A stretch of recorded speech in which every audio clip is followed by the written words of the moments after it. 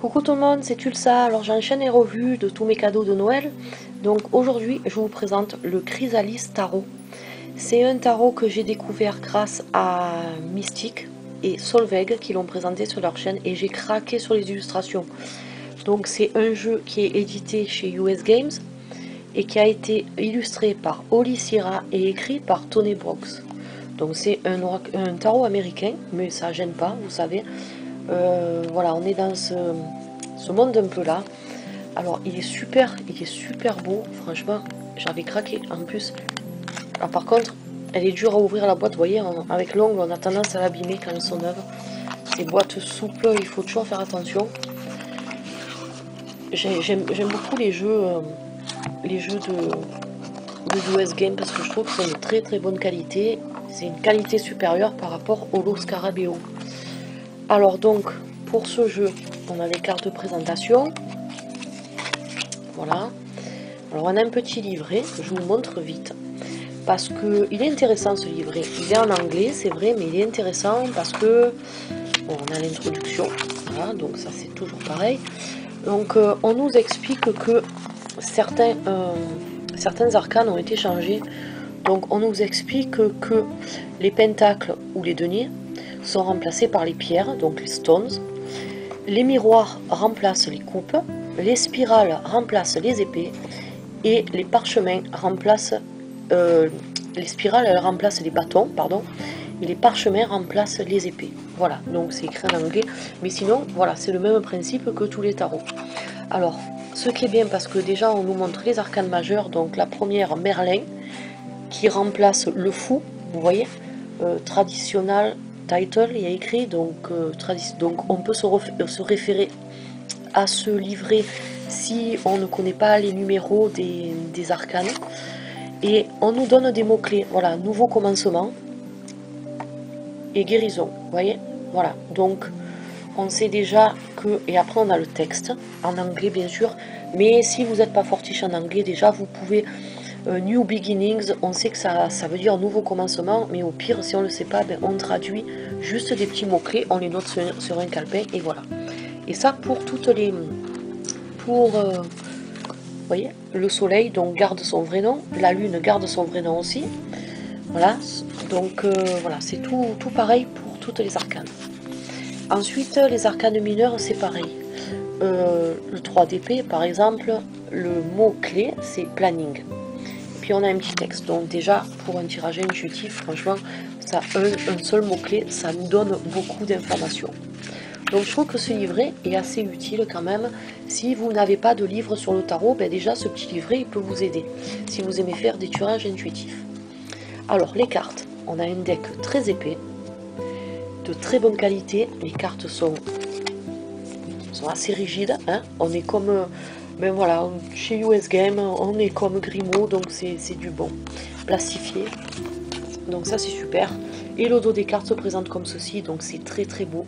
Vous voyez ces deux papillons, donc tirage endroit envers, bien sûr, est possible avec ce tarot.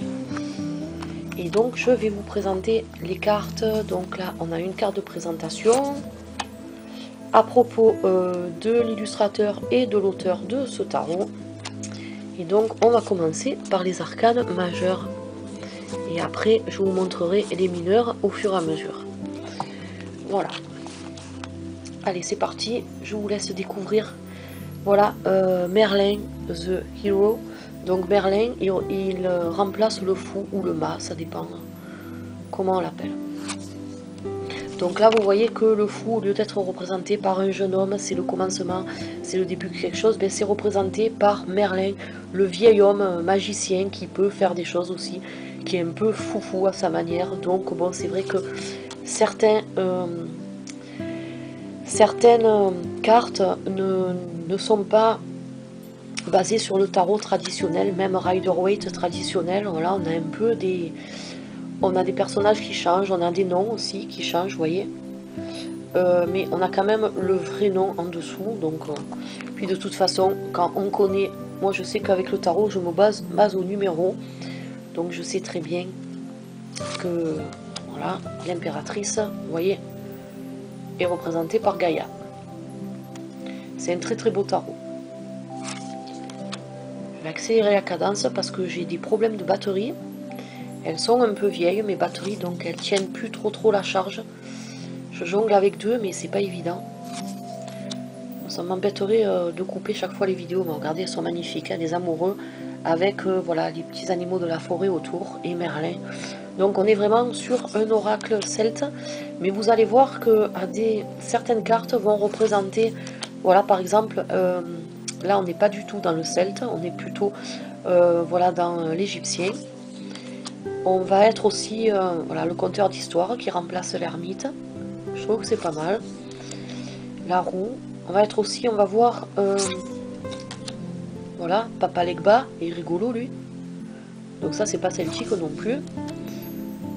Mais vous voyez, ça mélange plusieurs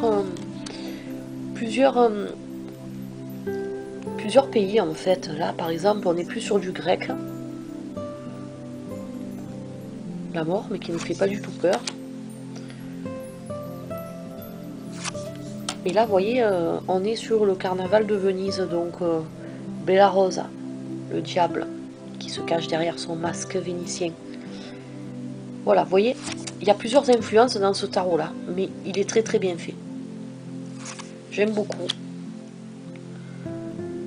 Il y a beaucoup de recherches artistiques, j'adore. Voilà, la couverture de la boîte. Je sens que je vais avoir un bon contact avec ce tarot.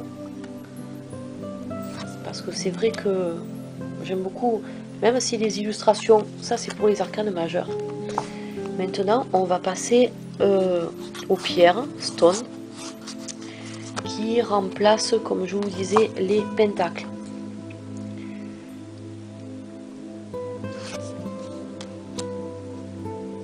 Donc, comme je vous disais, moi j'aime beaucoup, même si les illustrations, c'est vrai, ne représentent pas le tarot à proprement parler de base, c'est pas grave, j'aime bien quand il y a du changement, et puis de toute façon ça me perturbe pas plus que ça, parce qu'on a quand même des numéros, on a quand même des noms, donc il suffit, c'est une question d'habitude à prendre en fait. On n'est pas non plus trop déboussolé, même si on a un tarot qui ne représente pas les personnages comme les autres ont l'habitude de le faire. Au contraire, ça change un peu, ça diversifie, ça permet d'avoir un peu de tout dans sa collection et je trouve que c'est pas mal. Ah, on est vraiment dans un esprit celtique avec, vous voyez, ça c'est Stonehenge. On retrouve vraiment ce truc. Ah lui, il me plaît lui. Regardez la tête qu'il a, il est trop mignon. Et le 10 de pierre. Maintenant, on va passer au miroir qui remplace les coupes, je crois. Je crois que c'est les coupes. Je l'ai noté sur mon petit calepin. Je crois que c'est les coupes. Ouais, c'est ça. Donc, les miroirs remplacent les coupes. Ah, ils sont trop beaux tous les deux.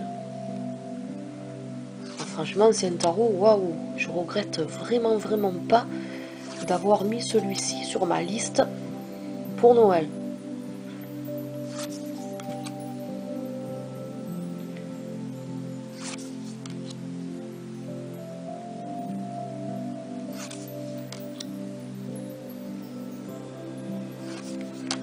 Je vais accélérer un peu parce que vu que c'est un tarot, c'est pas comme un oracle, on peut pas passer 2 heures sur une carte. Si au cas vous voulez admirer une carte un peu plus, ben vous pourrez toujours faire une pause pendant la vidéo. Maintenant, on passe aux spirales qui remplacent les bâtons.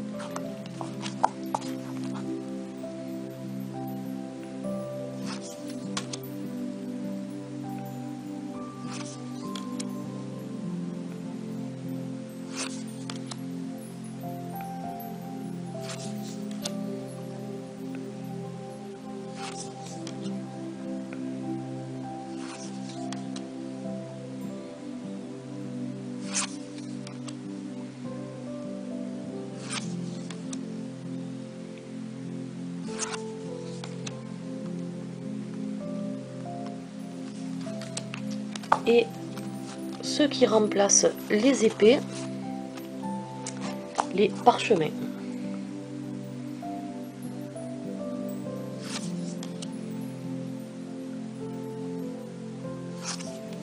Oh, elle est trop belle celle-là, c'est une de mes favorites. Il est magnifique ce petit renard.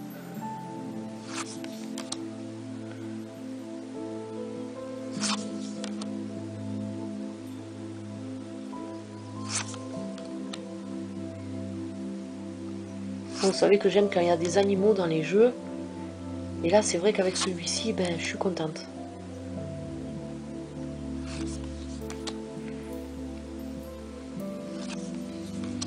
Le tigre est magnifique. Et ensuite, on va passer aux habillés qu'ils ont mis en fin de jeu, parce que je ne l'ai pas encore... Je l'ai laissé tel quel pour vous faire la revue. Et vous voyez que les habillés... Donc, voilà, on a un cadre qu'on n'a pas sur les autres cartes. On a un cadre autour, là, ça représente un peu comme une porte, vous savez, une porte un peu victorienne, je sais pas comment vous expliquer. Et les habillés ont tous à voir, alors lui il a son petit chien qui est trop beau, en fait, vont tous représenter un peu une profession plus ou moins artistique. Vous voyez, l'artiste, l'illusionniste...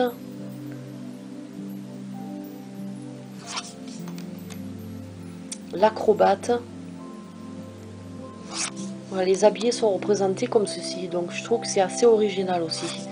Et ils ont été placés en fin de tarot pour vraiment différencier des autres arcanes mineurs.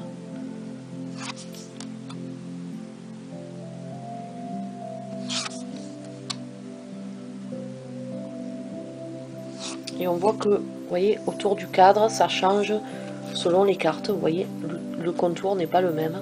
Donc il y a beaucoup de travail dans les illustrations. Hein. Les petits détails qui font la différence, que j'aime beaucoup dans les jeux, que ce soit des tarots ou des oracles. Voilà, on a dans des jeux vraiment très bien appliqués. Voilà, les illustrateurs sont vraiment très bien appliqués pour faire tous ces jeux qui me passionnent. Au plus il y a du travail comme ça, des petits détails, au plus j'adore, parce que c'est vrai que franchement, on a quand même des pièces d'art dans les mains. Et c'est pas de simples cartes.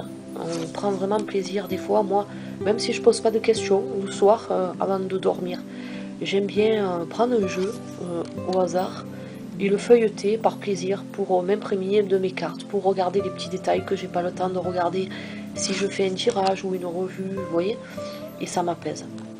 Et voilà le dernier, The Pilgrim. Voilà, donc c'était...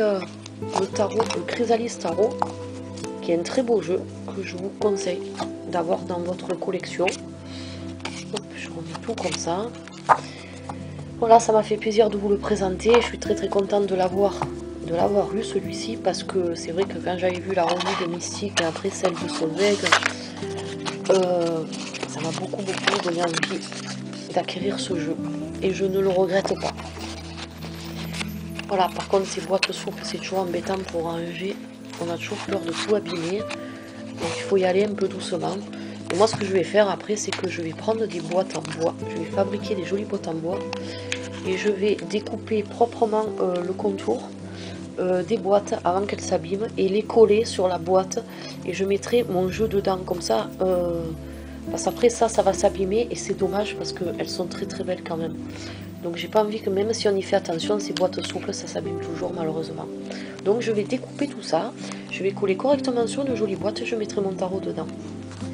Voilà, donc c'était ma revue du Chrysalis Tarot. J'espère que ça vous aura plu. Et je vous retrouve prochainement pour d'autres vidéos. En attendant, je vous souhaite passer une bonne journée. Allez, bye bye.